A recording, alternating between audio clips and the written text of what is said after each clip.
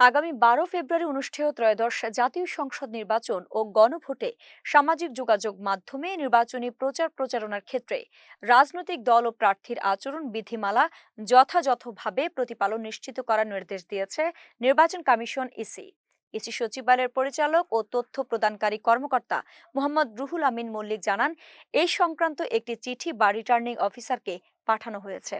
চিঠিতে বলা হয়েছে, সামাজিক যোগাযোগ মাধ্যমে প্রচার প্রচারণার ক্ষেত্রে রাজনৈতিক দল ও প্রার্থীর আচরণ বিধিমালা 2025-এর বিধি 16-তে উল্লেখ রয়েছে।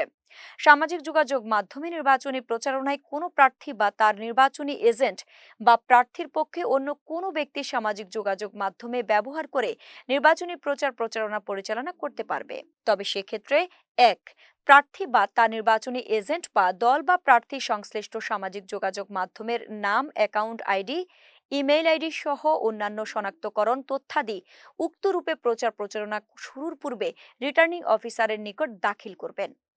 রাজনৈতিক দল ও প্রার্থীর আচরণ বিধিমালা 2025 নির্বাচনী ব্যয়সীমা সম্পর্কে বিধি 22-এর 2-এ আরও উল্লেখ রয়েছে যে কোনো প্রতিদ্বন্দ্বী প্রার্থী, কোনো নিবন্ধিত রাজনৈতিক দল কিংবা তৎকর্তৃক মনোনীত প্রার্থী বা স্বতন্ত্র প্রার্থী কিংবা তাহাদের পক্ষে অন্য কোনো ব্যক্তি কর্তৃক সামাজিক যোগাযোগ মাধ্যমে নির্বাচন বিষয়ে কোনো কন্টেন্ট তৈরি, বিজ্ঞাপন প্রদান, বুস্টিং ও স্পন্সরশিপ সহ প্রচার প্রচারণার ব্যয়ের শিরোনামে সামগ্রিক নির্বাচনী ব্যয় সহ নির্বাচন কমিশন বরাবর দাখিল করবেন। এক্ষেত্রে সামাজিক যোগাযোগ মাধ্যমে প্রচার প্রচারণার যে ব্যয় হবে তা নির্বাচনী ব্যয় হিসেবে অন্তর্ভুক্ত করে রিটার্নিং অফিসারকে দাখিল করার বিধান রয়েছে।